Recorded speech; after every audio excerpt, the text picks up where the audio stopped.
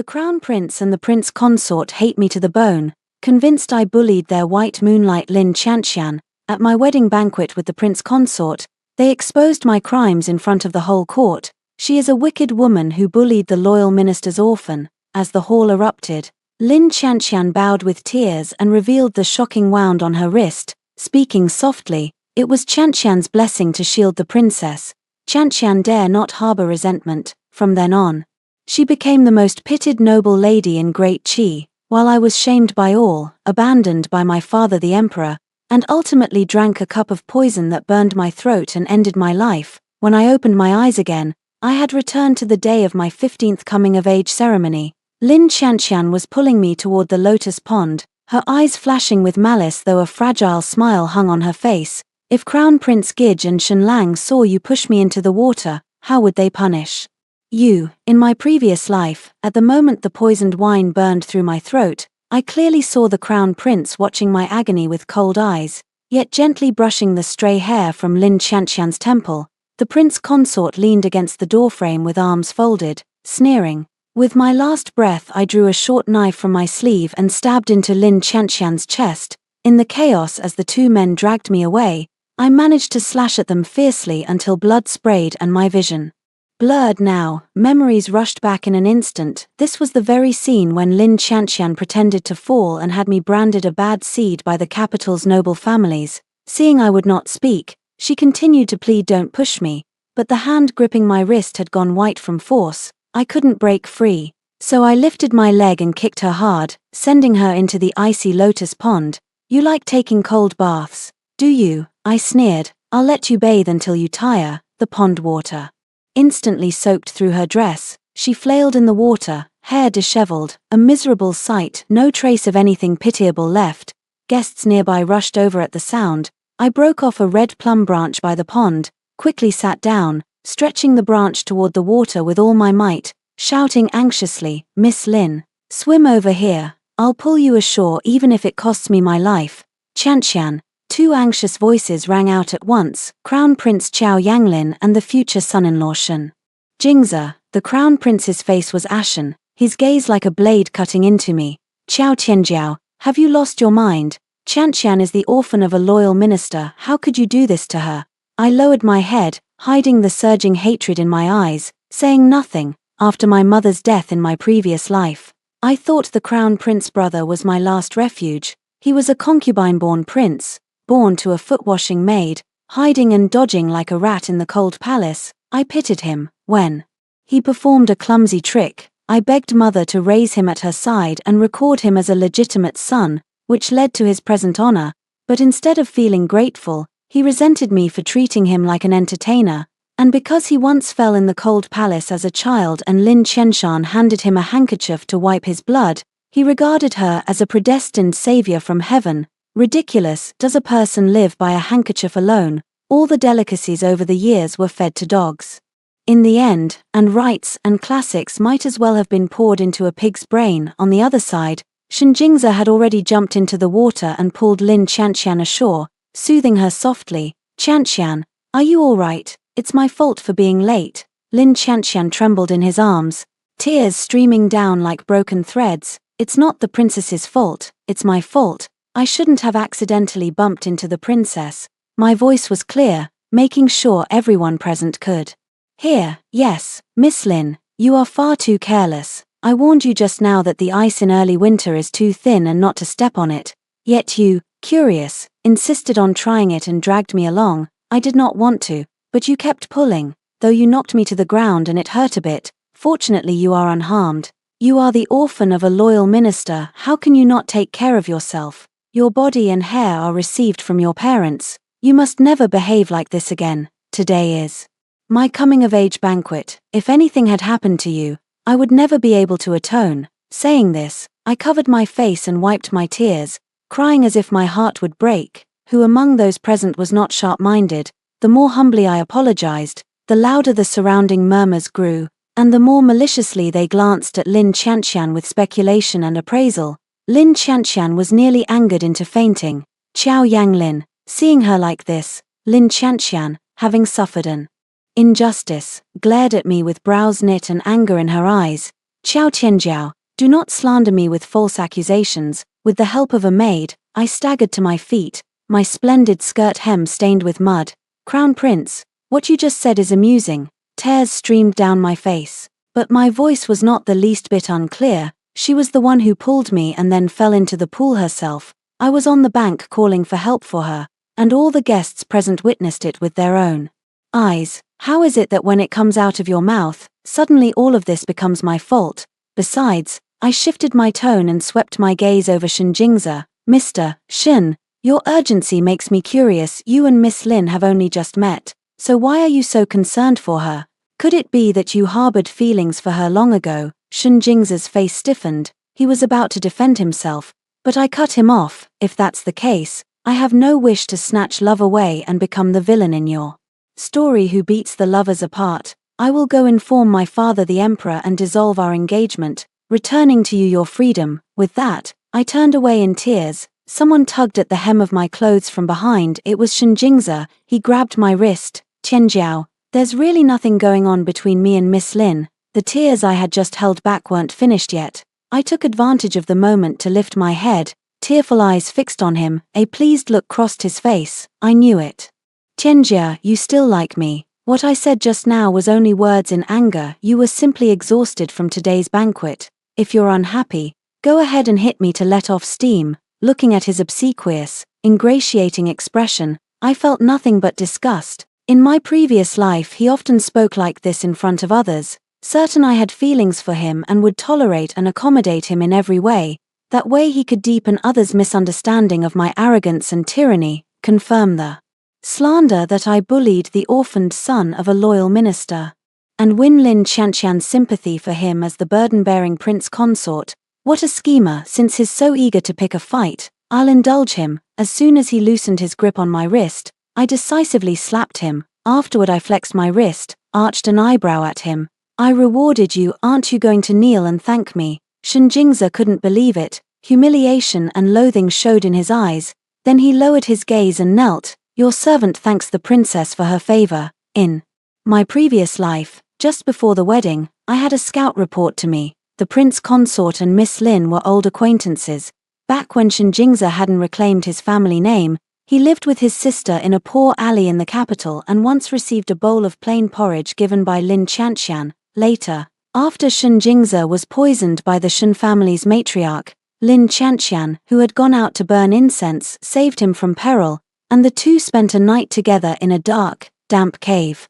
At that time, he vowed to give everything for Lin Qianqian, to lift her up like the moon in the sky. Even if she had to marry the crown prince, he'd willingly be her bridal garments and her ladder to rise. It was such a touching story. Whenever Lin Qianqian hinted that I bullied her, he always believed it without question. So it's no wonder he colluded with the crown prince and quickly formed an alliance to protect Lin Qianqian. I couldn't understand it. I even found it ridiculous. If that's the case, the three of them should have just gone on with their lives quietly, not come provoke me. Yet when I proposed breaking off the engagement they made every excuse, saying I misunderstood, that theirs was merely sibling affection. Right, half-siblings who once spent a night in a cave together. Thinking of this, I let out a cold laugh. When I looked back I saw Shen Jingzi still kneeling on the ground. If he hadn't latched onto me, the Shengshu household would never have acknowledged him. He'd probably be begging in some back alley right now. I raised my foot and stomped on his face. His head was pressed into the bluestone pavement. The peony pattern on my shoe sole left a clear print on his pale cheek. He endured it without making a sound, but he must hate me bitterly in his heart. Never mind debts of past and present lives. I will settle them with you one by one. In front of the Fuguang Palace gate, Baiji was waiting for me. Your Highness, you're back. Seeing me covered in mud, she rushed over. I caught her steadily. Baiji was a beggar girl I picked up outside the palace. Pressed by necessity she learned some clumsy martial moves, and her heart was the truest and kindest. In my previous life, when I was confined by my father the emperor, she was killed by a guard's blade while trying to deliver a message to my grandmother. Blood gushed from her snow-white neck, the glaring red making my eyes ache. Having lived long in the inner palace with no playmates, I had long regarded Baiji as my sister. Baiji, like a dog with a keen sense of smell, circled me 3 times, carefully checking for injuries. When she found me completely intact, she finally breathed a long sigh of relief. "Your Highness, you scared your servant to death. Your servant thought something had happened since you didn't return to the palace for so long." I patted her head and soothed her in a gentle voice. "Nothing much. I just kicked Lin Qianqian into the water," argued with Qiao Yanglin, then slapped that Shen fellow and stomped on his face hard. Baiji was stunned and didn't speak for quite a while. She looked at me with bright eyes full of excitement, joy, and admiration, and gave me a thumbs up. "Long live your Highness." Then she trotted behind me into the palace, muttering along the way, "Should have done this sooner. Next time let me beat them up too." I smiled but said nothing. "Baiji, in my past life I misjudged people. In this life I will protect you and won't let anyone hurt you." After that big scandal last time, Lin Qianqian kept quiet for a long while. I kept my guard down too, spending each day reading scriptures and tending to the plants. One day, Eunuch Li, a favorite at the emperor's side, delivered the emperor's order. A hunt would be held on the 15th of this month, and the sons of noble families and the wives and families of officials would attend.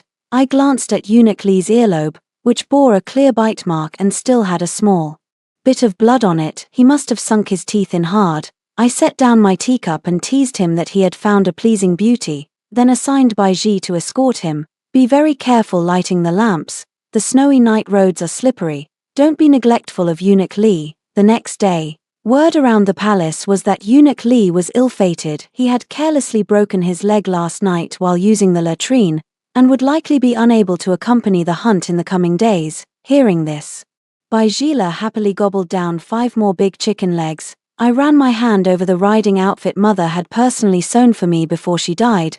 The stage was set. Let's see which play will be performed this time. At the hunt the banners fluttered and the horns thundered across the fields. I wore a bright red riding outfit, a jade belt cinched at my waist, a sword slung at my side, my black hair piled high beneath a golden crown. As I swung up into the saddle my sleeves fluttered, my chestnut mount reared and let out a long neigh, drawing the surrounding imperial guards' eyes. No sooner had I steadied my horse than Qiao Yanglin appeared in silver-white riding gear. His horse was led by palace attendants, its head hanging listlessly, and trailing behind him was Lin Qianqian in a moon-white RU skirt, fanning herself with a round fan. "Sister, that riding outfit of yours is certainly bold, but sadly it lacks the gentle, ladylike grace of a true daughter, not like Qianqian, educated and well-mannered, a real model of a noble family." Lin Qianqian shyly waved her hand. "The crown prince jests. A princess's noble bearing, how could a humble servant compare?" She lowered her eyes slightly and made a respectful bow toward me, but triumph gleamed across her features. The officials nearby whispered, some, out of deference to the crown prince's face, dared not speak, while others looked embarrassed. I had no such reservations. I raised a hand and pointed to the sky. "My Qiao ancestors won this realm from horseback. Every inch of land, every drop of blood, gained beneath hooves. My maternal grandfather, my uncles, even my maternal grandmother quelled rebellions from horseback and protected the people of Dhe. This riding outfit is the emblem of the people's peace and prosperity. How dare you look down upon it?" Before I had finished, the surrounding imperial guards all cupped their hands in salute and cried out in unison, their voices like a bell, "What the princess said is absolutely right." My gaze was like a blade, aimed straight at Qiao Yanglin. The crown prince has not yet ascended the throne, and in front of all these soldiers he mocks those in riding attire as crude and shallow. Does he mean to imply that our ancestors founding on horseback was improper, or to openly ridicule my maternal family for being coarse on the battlefield, by indirectly attacking in this way and putting our ancestors and the present generals to shame? Where does that leave them? This is unkind and unrighteous conduct, truly not befitting a ruler. Qiao Yanlin's expression changed dramatically, from pale green to white and then flushed red. He pointed at me, unable to speak for a long while. You're making baseless accusations. I never meant that." "Oh." I raised an eyebrow, rode my horse forward a half step. My presence oppressive. If the crown prince meant nothing by it, why mock riding attire? Does the crown prince think our great cheese realm was gained by ladies sitting in chambers fanning themselves? I shifted my tone and looked at Lin Qianqian, hiding behind the crown prince. Moreover, I recall Miss Lin's late father's merit in following the dragon was also earned by fighting on the battlefield. wasn't it? You always present yourself as the orphan of a loyal minister, how then do you look down on your own ancestor? What kind of logic is that? Lin Qianqian went pale with fright, and Xiao Yanglin was driven to retreat step by step. Nonsense, today is a hunt, do not make a fuss here. I pulled my horse around, raised my voice. If this is a hunt, then observe the rules of a hunt, judge riding and archery, compare valor, not sit here prattling and insulting my ancestors and slandering my generals. Having said this, I squeezed my legs against the horse's flank, and the chestnut horse dashed off, the soldiers behind cheering in unison. Xiao Yanglin and Lin Qianqian were left standing where they were, and from behind came our father's hearty laugh. Crown Prince, your sister is a woman, what are you arguing with her about?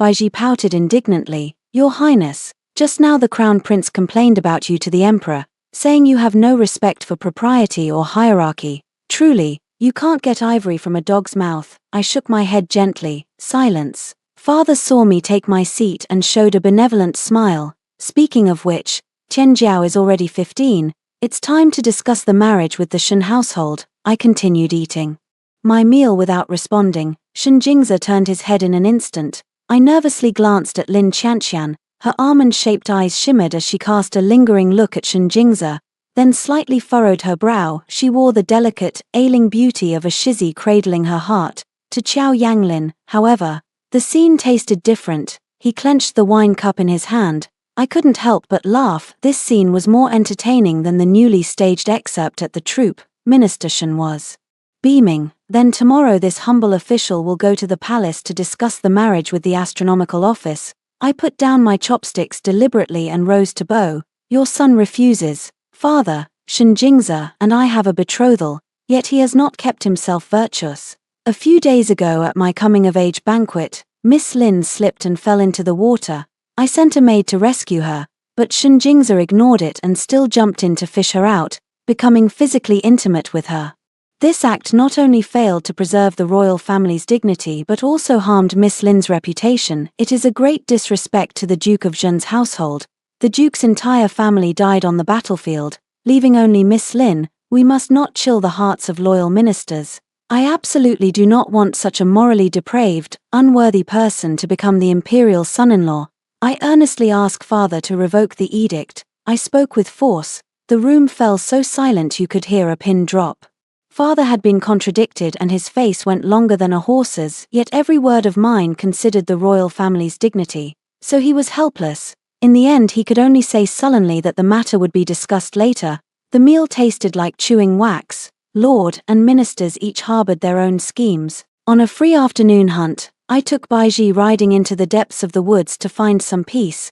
The thudding of hooves came fast. Shen Jingzi vaulted down from his horse and blocked my path. Princess, I don't want to hear empty words, I want the truth. Why did you break our engagement? I ignored him and turned away, but he grabbed the corner of my cloak. I did nothing wrong. First Princess, you can't treat me like this. But she couldn't stand it and patted the chestnut horse beneath me, asking it, listen, do you understand human speech? Under her control the chestnut horse shook its head happily. See, Baiji put her hands on her hips. Mr. Shen, if you don't understand human words. This maid knows a bit about fists and feet. To dodge Baiji's blows he fled in disgrace. From my high seat I looked down at him. The truth is I don't want a bastard born of a concubine as my consort. I find him lowly. As soon as the words fell, I bent my bow and loosed an arrow that struck the bullseye behind him. His limbs went limp and he collapsed to the ground. Lin Qianqian froze where she stood, becoming a laughingstock for everyone present in my previous life. When my mother the Empress died, I clung to the idea that someone would love and dote on me like she did and protect me my whole life. So I endured and forgave again and again, making one mistake after another, giving others the chance to hurt, humiliate, harm, and even try to kill me. Across 2 lifetimes, I have tasted the cold warmth of living secluded in the harem, and I have also experienced the way someone I cared about would risk their life for me. Now that I see through the Emperor's hypocritical concern, Xiao Yanlin's undisguised disgust, and Shen Jingzi's calculating flattery, it suddenly becomes clear, love must first be sought within oneself. Those who love themselves will ride the winds and seas. I am my own most reliable ally. I rode back to camp, but Shenjingzi caught up and said, Tianjiao, don't go, the feelings we've had all these years aren't fake, people really do smile when they're speechless. He added, I'm not feeling well inside, will you keep me company? In my past life I must have had my brains kicked by a donkey to like something like him. I shot him a sidelong glance, not feeling well. He hurriedly nodded. I chuckled. Good comfort is for the dead. After shaking off the person behind me and returning to the camp, I ran into the persistent Lin Qianqian again. She had gathered a group of uninformed noble daughters and, at the sight of me, looked ready to burst into tears. Your Highness the Princess, you are of noble birth and wealth, and, though you have bullied me before, how can you take it even further and show such contempt for heaven's grace? I simply cannot stand the way the princess is so spoiled and rude. I couldn't help but speak up. I beg your highness to forgive my indiscretion. If you can't stand it, gouge out your eyes. If you can't help yourself, sew your mouth shut. I cracked my whip on the ground, sending up dust and ruining the delicate frail white flower face she had so carefully painted. Fine, since I already carry this reputation. Shouldn't I put a little more effort into properly bullying her? I pondered for a second, then invited Lin Qianqian to the palace to attend the Women's Academy for leisure. I could always twist her head off and use it as a kuju ball for Baiji. A few days after the hunt ended, my maternal family received word and overnight sent a female tutor into the palace, claiming they had heard that the princess had been secluded in the deep palace and might have been neglected in worldly schooling, so they specially sent someone to teach me the 6 gentlemanly arts and to supplement some extracurricular courses. This female tutor's surname was Su. She was a prodigy cultivated by my maternal family, versed in the 6 arts, knowledgeable in military texts, and skilled in some obscure techniques unknown to others. I loudly publicized this throughout the capital with extravagant praise. Sure enough, on the first day of class, Qiao Yanglin personally escorted Lin Qianqian over. I have reported to the emperor, let Qianqian accompany you, so she can also keep you from idling. Lin Qianqian wore an exquisite ruchuan and stood timidly to one side. When I approached, her shoulders gave a slight shiver. The palace maids and guards around us all cast glances. After all, these days she's been going around everywhere proclaiming that, out of jealousy for her gentleness, I repeatedly treated her harshly in secret. Quite a few young ladies from noble families in the capital and its environs believed this story. In my previous life, I was so angry I jumped to defend myself, only to give people more to talk about. In this life, I refused to play into her hands. But is it cold, Miss Lin? Ah, it was thoughtless of me. I waved my hand and ordered the little kitchen to stew a huge pot of wild ginseng to restore Lin Qianqian's health, and to force every last drop straight into her mouth. I also had servants bring 5 large basins of charcoal fire, set them around Lin Qianqian, and forbade her to take off the fox fur cloak she was wearing. Before long, the originally pale Miss Lin was pouring with sweat, bleeding from the nose, and fainted. I loudly spread the word that Lin Qianqian was eager to learn, so she had no choice but to force herself to keep coming to the girls' school. Mr. Su stepped forward holding the course list. Today you'll learn riding, archery, and carrying loads. Tomorrow you'll learn how to tame spirited horses. The day after is battlefield poison recognition. 2 days later you'll learn hunting and traps. 3 days later you'll practice setting up camp on horseback. And in your spare time you must diligently practice drawing a bow and steadying your aim. After hearing this, Lin Qianqian's vision went black and she fainted again in a moment of panic. I grabbed the Longjing tea from the table and splashed it onto her face. The tea leaves clung to her wet bangs as the yellow tea liquid smeared her carefully made-up face beyond recognition. Somebody, hurry. Send for the imperial physician. Miss Lin has fainted from overstudying in her lessons. After the imperial physician checked her pulse, his brows remained furrowed. Miss Lin's pulse is steady, healthier than the average woman. By rights she shouldn't have fainted. I immediately retorted indignantly. Are you saying Miss Lin pretended to faint to avoid her lessons? Lin Qianqian had no choice but to slowly come to, but she couldn't even draw the bow. Her arm trembled like a sieve when she drew. The arrow couldn't even hit the edge of the target. Her eyes were rimmed with red from the pain, and the look she gave me was full of resentment and malice. I sat to one side, drew my bow and notched the arrow, and the shot hit dead center. The surrounding guards all shouted their praise in unison. I turned to look at her, smiling with innocent harmlessness. Miss Lin, Everyone in the capital praises you as the orphan of the Duke of Zhengguo's household. I suppose you've inherited your father's and brother's legacy, so you mustn't give up easily, otherwise people will say your reputation doesn't live up to the name. The first move of killing with kindness, set a public benchmark and bind her with the label of a loyal minister's orphan. When practicing mounted archery with a burden, I galloped with a 30-jin sandbag on my back. She had barely taken 2 steps on the horse before she fell off. Her skirt was torn, and her knees were scraped and bleeding in the feral horse taming class. I deliberately had them bring in the 2 wildest-tempered horses. I swung onto the horse and, after a few moves, had it tamed, urging it on with spur and whip. I cut a dashing figure, but Lin Qianqian, the moment she got near the horse, was so frightened by the wild animal's flaring hooves that she collapsed to the ground, hair disheveled and utterly embarrassed. The palace attendants nearby kept emitting muffled snickers and whispers of comment. The second move of kowtowing to kill, play up your strengths to attack her weaknesses, making her gentle and demure persona collapse on the spot. On the battlefield, identifying poisons requires recognizing various poisonous plants and stones. Some toxic plants cause swelling the moment they touch the skin. Lin Qianqian was pampered and delicate.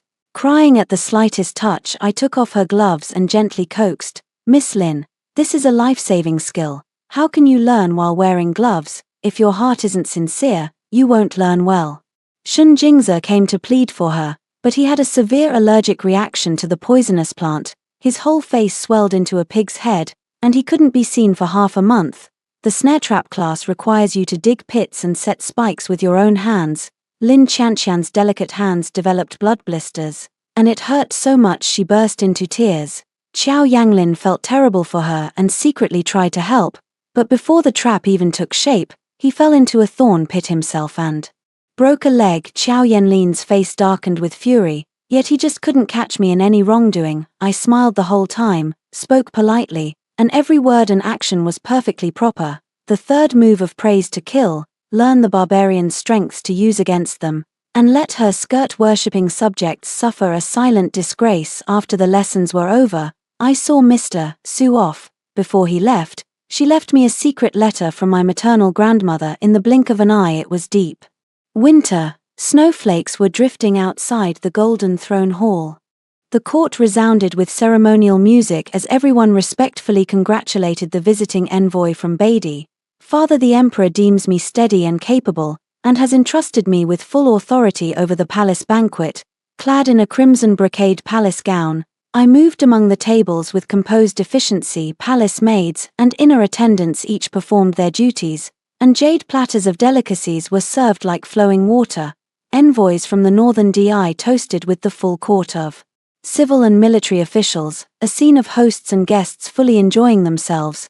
I stood at the side of the hall, a proper smile at my lips, my gaze sweeping across the room. Qiao Yanglin sat erect beside the principal seat.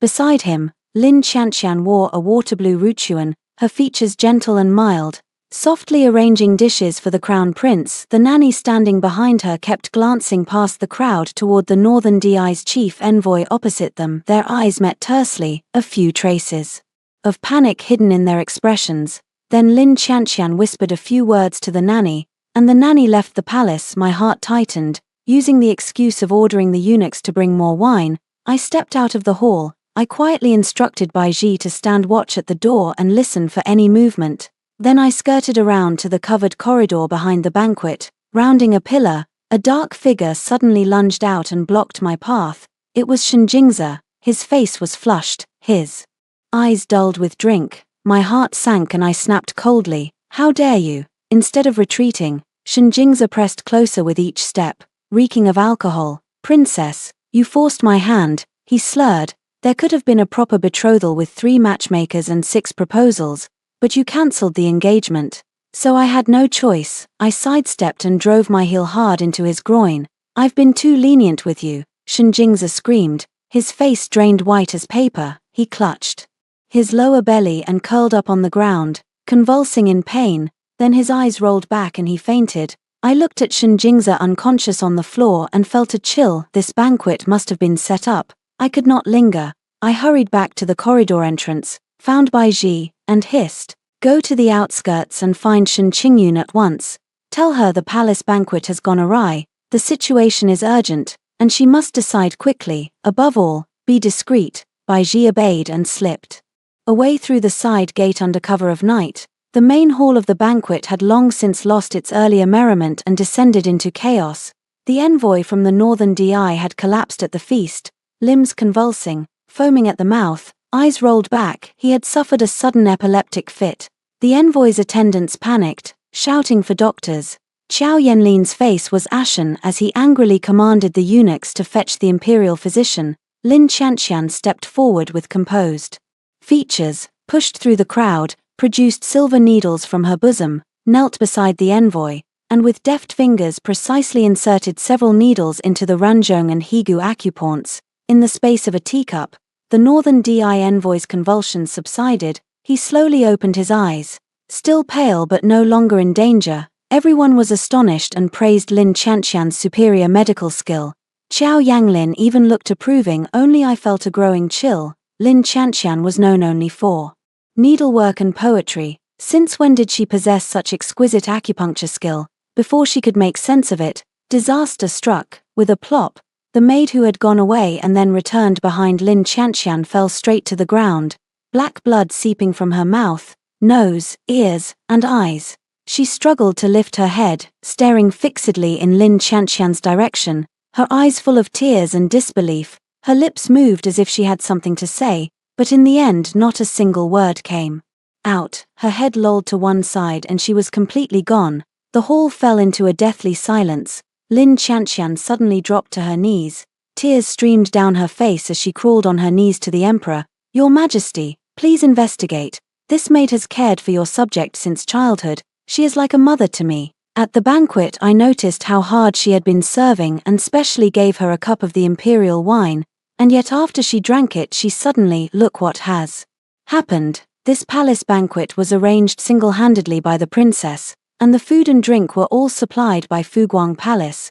Now that the maid has died a tragic death and my lord envoy has fallen ill, I truly do not know what to do. Her words stabbed straight to the heart. Instantly directing every accusation at me, the northern DI envoy recovered enough to clutch his chest and solemnly corroborate, insisting that they had only drunk the imperial wine at the banquet and that this sudden calamity must be the work of someone secretly plotting. Qiao Yanglin immediately rose and stirred the pot. Father, the banquet was entirely handled by Tianjiao. This matter must be connected to her. The court officials erupted into debate, all eyes turning to me, suspicion, doubt, and the eagerness to kick someone when they're down. The emperor coldly demanded, Tianjiao, what do you have to say? I knelt and kowtowed. Your servant is wronged. If one accused Shenjingza of molestation, there were no witnesses. If one claimed the maid colluded with the envoy, there was no proof. Lin Qianqian had rescued the envoy and taken the initiative. The maid's tragic death had been cleverly pinned on her.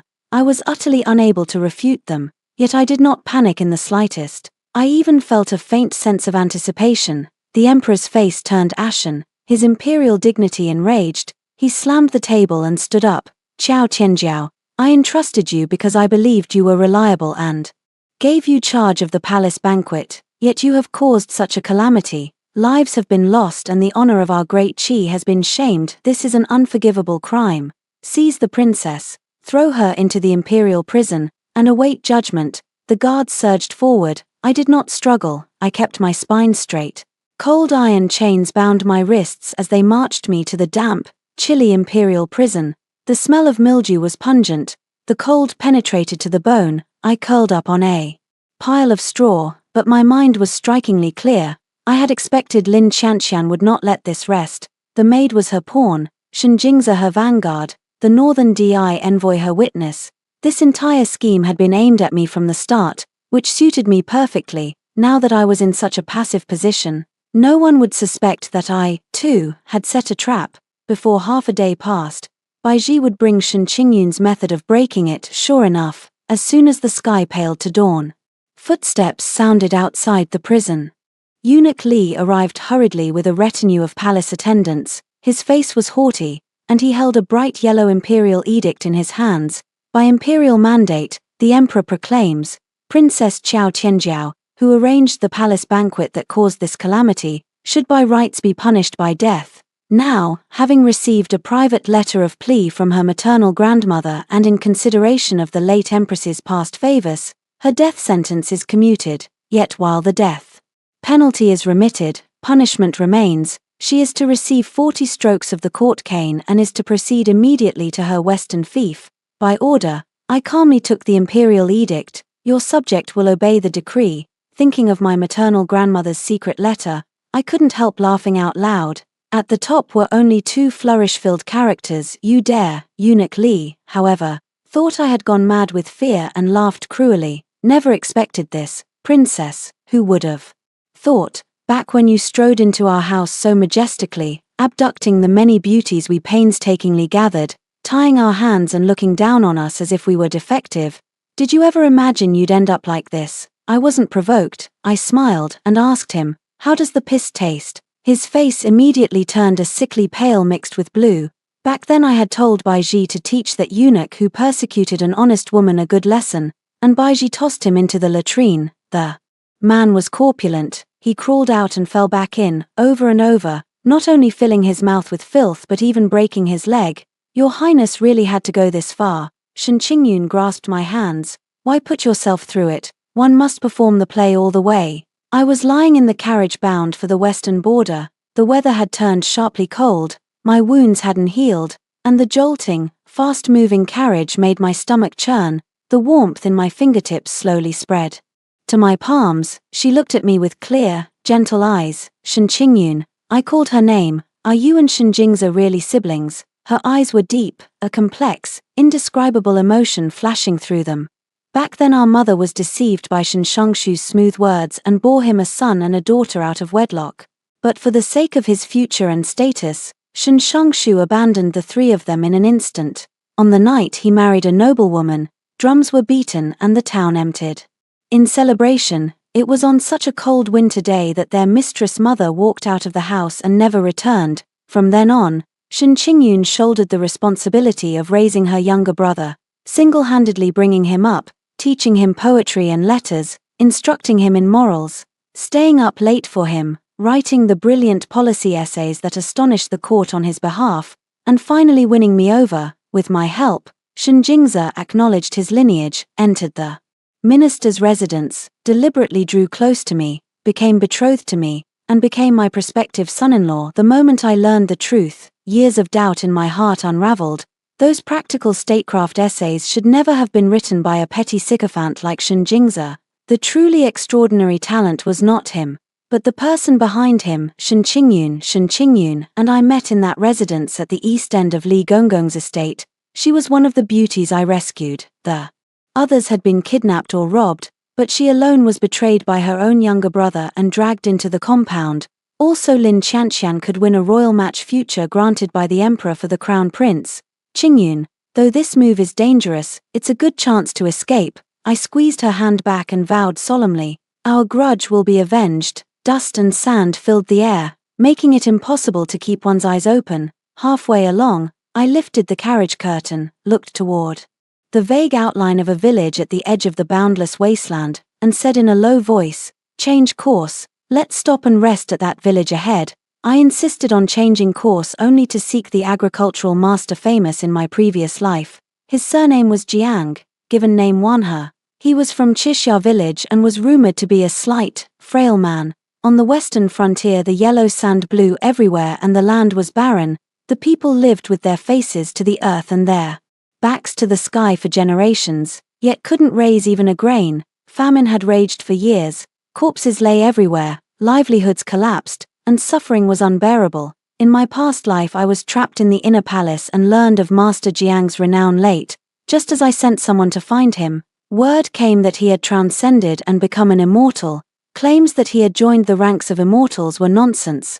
I scoffed inwardly. He must have been framed, most likely by local officials setting a poison trap.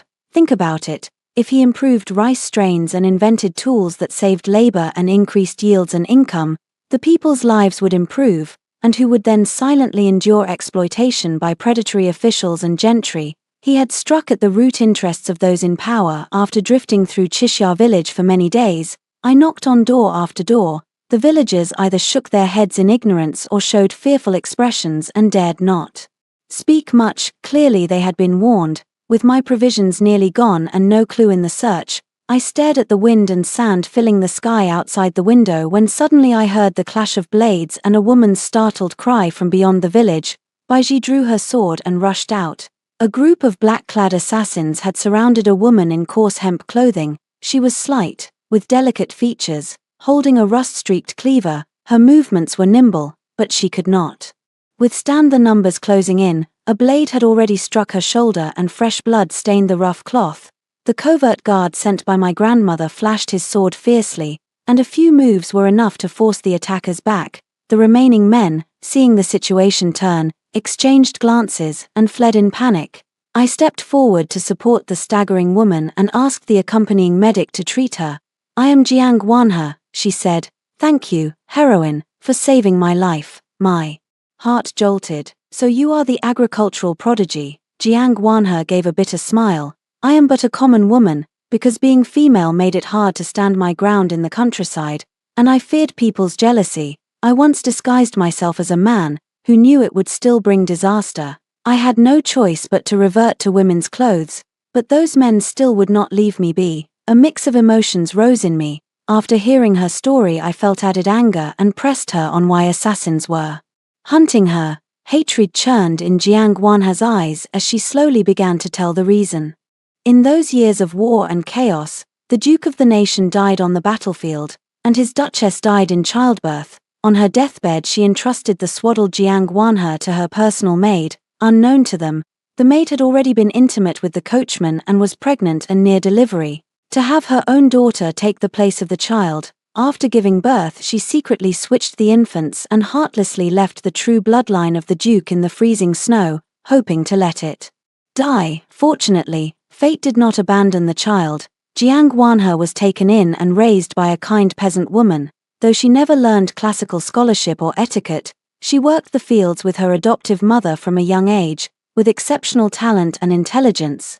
Through day-after-day toil she found ways to improve rice strains, invent farming tools, and optimize soil. The strains she cultivated resisted drought and poor soil. Her tools saved labor and improved efficiency. Within a few years surrounding villages had harvests, and the people revered her like a deity. The agricultural prodigy tells the story of Jiang Wanhe. The brilliance she had suppressed for 3 years finally met the east wind. Jiang Wanhe nodded and said, "The fief's grain and supplies are ample, enough to support an army's departure." Baiji bowed and replied, "The Tianji cavalry is on standby and can mobilize at once." Shen Qingyun cupped his hands and reported, "The capital's defenses have long been probed, returning now will strike true." I looked at the determination in the 3 of their eyes, thought of those 3 scoundrels in the capital, recalled the piercing pain of drinking poison in my past life, remembered the destitution when I first arrived at the western frontier, and the killing intent in my eyes grew thicker. I hurried back to the capital day and night. The palace walls were still vermilion, but everything and everyone had changed. Father lay ill in bed, gaunt and with cloudy eyes. When he saw me return there was only a few traces of bewilderment left, and he had no strength even to utter a reproach. Crown Prince Qiao Yanglin had long held power. When he saw me back he hid his fear behind a mask of benevolence, feigning concern while secretly tightening his grip. Poisoned wine, assassination, 1,000 tricks. In just a few days I was languishing on my sickbed, and even the imperial physicians declared there was nothing to be done. I clung to life with decoctions in the princess manor I had once repaired but never moved into, and at last I waited for a long unseen old friend to arrive. That afternoon, the curtain by the couch trembled. I opened my eyes at the sound. The visitor was Shen Jingzi. He leaned on his cane, his expression harsh, the area under his eyes an abnormal greenish-black. His gaze roved around my sickbed. The pain of that time when I ruined his descendants with a single kick still seemed etched in his brow. I smirked inwardly. Must be the cold food powder taking effect. Before I left the capital, I had bribed a servant of his, lying that the cold food powder could cure his old lower body ailment and invigorate his spirit. As expected, the man, eager for quick results, swallowed it without hesitation. "The Princess Imperial is gravely ill. I have come to pay my respects," he said with a hypocritical tone. a barely concealed smugness at the corner of his mouth. His voice carried an excitement he could not hide clearly. The medicine was taking hold and unsettling him. Seeing my pale face and faint breath, he dropped all pretense, leaned over the couch, his voice low but full of boasting. This illness of the Princess Imperial's is probably a matter of the heart, isn't it? Watching the Crown Prince marry Qianqian for a wife, poisoned to death, grievously injured and with no support at court, don't you feel you'll never recover in this life? I feigned a racking cough, my whole body trembling, presenting the look of a spent lamp, weakly opening my eyes. What do you want? At the sight of me like this, Shen Jingzi lost all restraint. The cold food powder made him increasingly mad. His ugly face was fully revealed as he laid out his crimes of all these years. What do I want? Of course, to see how you die. I have borne that kick you gave me day and night. From the moment you helped me into office, I joined with the Crown Prince to frame loyal ministers as traitors and slander good generals as rebels. Until we held power alone and nothing could stop Qianqian from becoming Crown Princess and, later, Empress. Oh, by the way, you probably don't know, your own good father was the one who got rid of the late Empress and your maternal clan, leaving only your maternal grandmother, an old woman, to guard the border. The Crown Prince played no small part either. After all, His Majesty promised him the crown once the plan succeeded. When the late Empress fell ill, it was the Crown Prince who tended her at her bedside, spooning poison into her mouth. Really, you can't blame others, blame only yourselves. The Empress and you were both too clever, too strong, refusing to yield or retreat, crushing His Majesty and the Crown Prince beneath you. A woman like you, no one would ever love you. He leaned in a few inches, a vicious light flashing in his eyes, his breathing growing more rapid. The drug loosened his tongue. The envoy from Beatty was someone I arranged contact with. His sudden seizure was staged. He was always Qianqian's biological father. Over the years the intelligence from Beatty was passed out by Qianqian and me. It was my idea to have Qianqian poison the nanny and pin it on you when she married. That old woman may be Qianqian's birth mother, but she has not an ounce of Qianqian's courage. Yet she tried to stop Qianqian and her birth father from passing messages, short-sighted and petty. So I had Qianqian remove her to prevent future trouble. I thought you'd die on that bitter, frozen journey to your post, but fate spared you. What of that? Now His Majesty is gravely ill, the Crown Prince holds power, and Qianqian will soon be Crown Princess. And you, once the exalted princess, are now nothing but a piece of fish on the chopping block for us to carve. He grew more excited as he spoke, his hand unconsciously clutching the cane until his knuckles whitened. He didn't notice the cold flash that passed through my eyes, nor did he see that someone outside the curtain had already prepared paper and ink to record every one of his boastful words, each sentence a damning piece of evidence. My face grew feebler, my head lolled as if I had fainted. Shen Jingzi sneered, reached out, and pushed me. When I gave no response, he grew even more elated, the drug fueling his delirium as he ranted. A good for nothing is a good for nothing. This life is over for you. Trying to turn over. Once Qianqian is firmly seated as Crown Princess, I'll make sure you can neither live nor die. With that, he swept his sleeves and left. The rapid, chaotic footsteps faded. Clearly the medicine in his body was growing more turbulent after he left. I snapped my eyes open. There was no trace of illness left in them, only a bone-deep chill. Baiji stepped out from behind the curtain, her face deathly pale, holding a roll of still wet inked paper. Princess, this wretch is truly vicious. I've written down every word he said. Shen Qingyun presented several veteran ministers from 3 administrations. Their hair was all white, rage uncontrollable, and they together performed the grand kneeling salute to me. This man has stirred up turmoil and undermined our dynasty. We will clear away this treacherous scoundrel for the princess. Less than half a month later, the Eastern Palace sent joyful news. Xiao Yanglin was to marry Lin Qianqian as crown princess to bring good fortune to the emperor. Once the edict was issued, the court and the country were in an uproar. Everyone knew that although Lin Qianqian was the orphan of a loyal minister, the Duke of Zhengguo's household had already fallen. Her talent and looks were nothing special, and it was only because of the crown prince's favor that she had come this far. Moreover, the emperor was gravely ill and should be cared for as a filial duty. Using marriage to bring luck was truly a desperate measure, and arranging it so hastily seemed excessive. But the crown prince's power was great. and no one dared to speak against it. Lin Qianqian was even more radiant, behaving like the presumptive crown princess every day, frequently beating and scolding palace maids, and even often speaking rudely to noble daughters. These families had long harbored grievances. On the wedding day, the imperial palace was hung with lanterns and red silk filled the sky. Civil and military officials gathered in the main hall, and envoys from the northern Di were also invited to witness the ceremony, a scene of true celebration. Lin Qianqian wore the red court robes of the crown princess and a phoenix coronet, and walked slowly into the hall, her brows and eyes full of pride. I let Baiji support me, watching the ceremony with breath like a thread.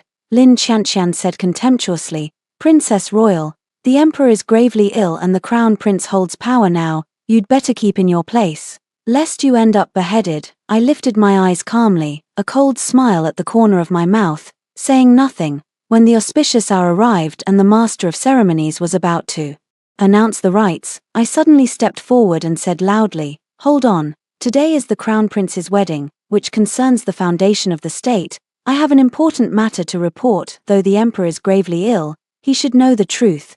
Qiao Yanlin's face changed sharply. He shouted angrily, "Qiao Tianjiao, do not speak nonsense and disrupt the auspicious wedding hour." "Nonsense?" I laughed aloud. My clear voice echoed through the hall. "Does the crown prince know that the woman he is about to marry is nothing but an impostor who has usurped another's place?" Jiang Guanhe stood in the center of the hall in plain clothes, her features clear and serene. I pointed at her, each word resonant. "Everyone listen, this person is the true posthumous child of the duke who guards the state, Jiang Guanhe. When the duke's wife died in childbirth, she entrusted her biological daughter to her personal maid, unknown to them. That maid's selfishness led her to collude with a northern spy disguised as the duke's coachman. After giving birth to a daughter, she swapped the two babies. The real posthumous child was abandoned in freezing wilderness. But by fortune's mercy she survived and grew up to become a folk agricultural expert who brought benefits to the people." Saying that, I lifted the jade pendant hanging from Jiang Guanhe's neck. "This is the evidence." Over the years Lin Qianqian always excused the loss of the ancestral jade pendant as having been lost in the wartime. But in fact the Duchess of Zhenghua originally hid the pendant in her daughter's swaddling clothes and never showed it to her personal maid, so it wasn't stolen when the switch was made. Everyone gasped. Lin Qianqian's face went deathly pale as she screamed sharply, "You're lying. I am the orphan of the Duke of Zhenghua." I sneered and threw out a pile of the old proofs.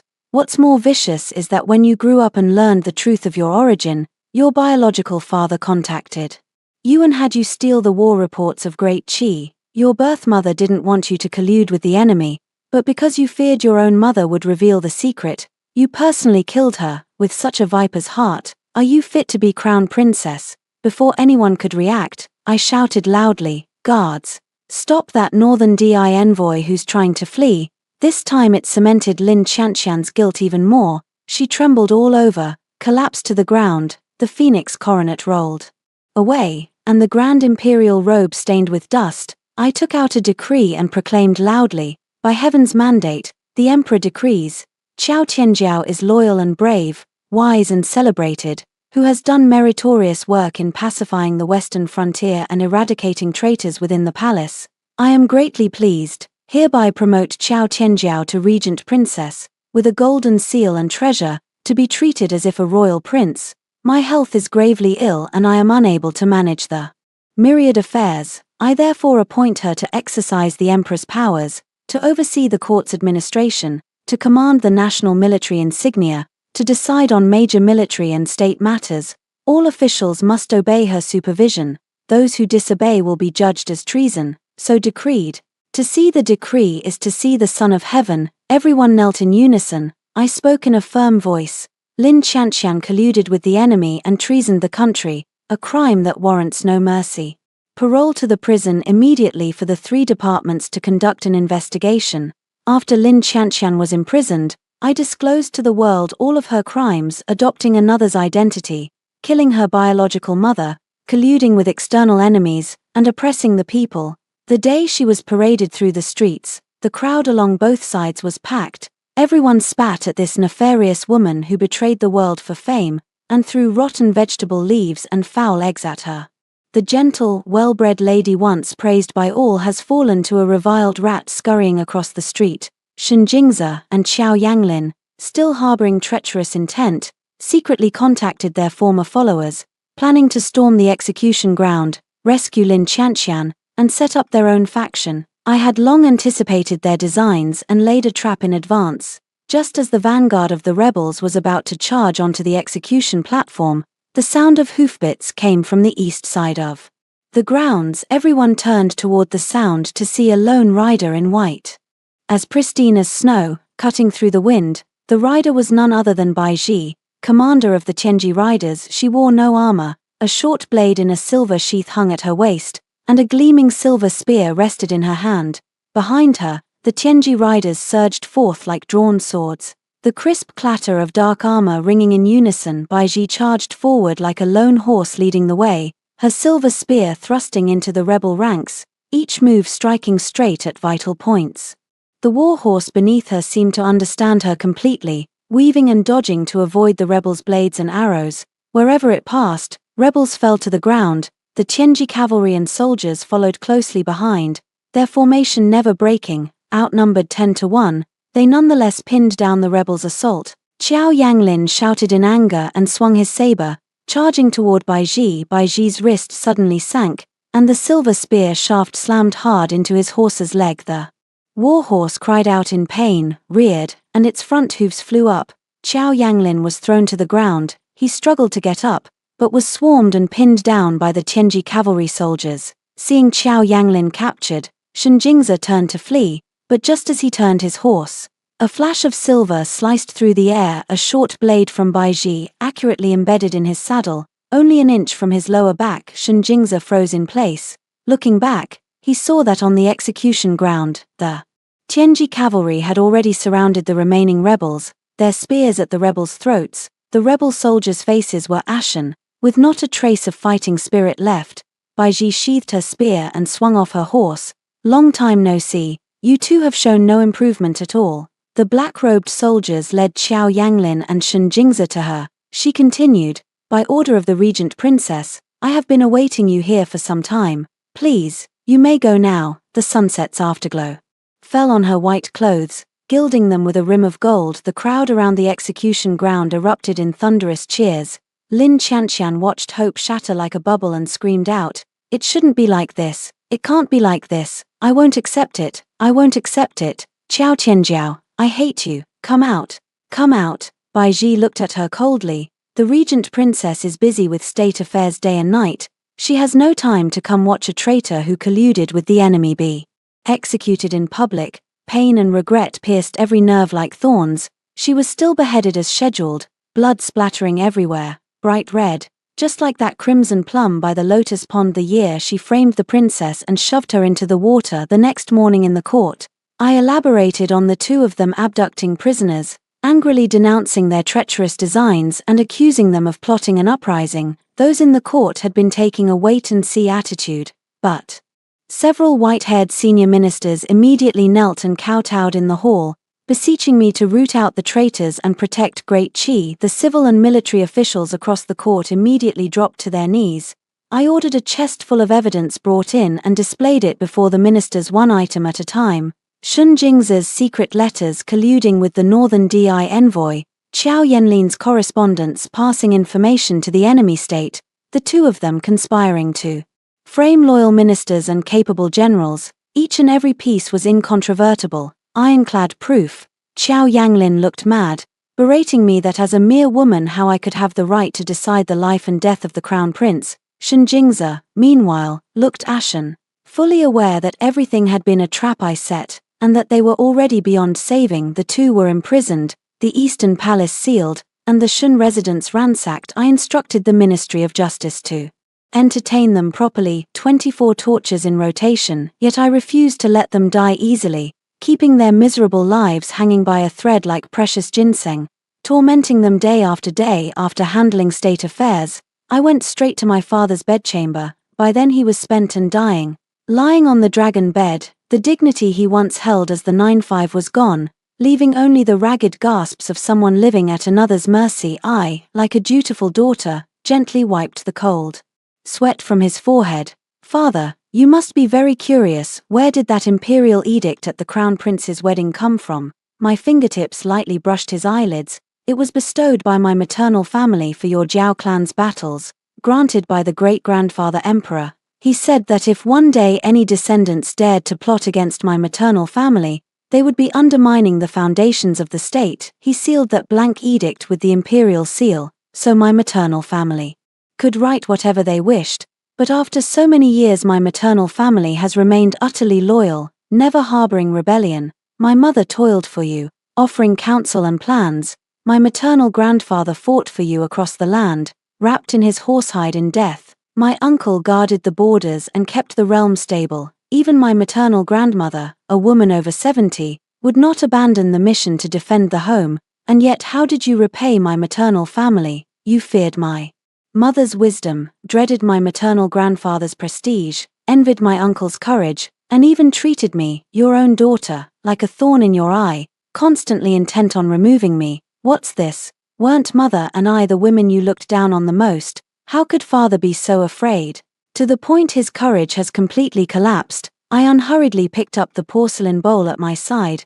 The silver spoon tapped against its rim with a crisp sound. The soup inside instantly turned a terrifying inky black. I lifted his head and fed him a spoonful. Fear flashed across his face as he shook his head again and again, trying to dodge. "You are unclear in rewarding and punishing, unable to distinguish right from wrong, indulging traitors who harm the loyal. This is cruel. You sit on the throne yet collude with foreign enemies, sacrificing the lives of border peoples for temporary peace, abandoning the realm and its altars, plunging the common folk into fire and water. This is unjust. You are unfit to be a ruler. Your imperial grandmother once devoted herself to helping you ascend the throne, and your maternal family served you at the saddle and bridle, spilling their blood and lives for you.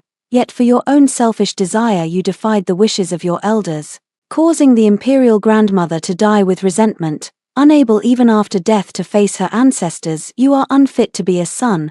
My mother was a noblewoman by birth, virtuous and kind, devoted to you, and helping you secure the realm. Yet you poisoned her, denied her a posthumous title, left her tomb neglected. You are heartless and ungrateful, betraying her whole life. You are unfit to be a husband. I am your direct blood, the only child of the late empress. Without hearing the facts, you believed Lin Qianqian's slander, had me caned 40 times and exiled to the bitter cold of the western frontiers. Indifferent to my life or death, father-daughter ties gone without a trace. The crown prince plots treason and you constantly indulge and shield him, raising a tiger that brings disaster to the court. A father who fails in teaching and harms the realm. You are unfit to be a father. Famine has lasted for years. The people wander displaced, resorting to cannibalism, yet you indulge in pleasure and grand construction, imposing harsh and miscellaneous taxes without end, allowing officials and gentry to plunder the commoners. The eunuchs are loyal in protecting the ruler. The palace maids behave themselves, and at the slightest mistake you have their entire families executed, treating human life like grass, showing not the slightest pity. You are unworthy of being called a human, disloyal and unrighteous, unkind and unfilial. I raised my voice, which shook the hall, each word like bleeding.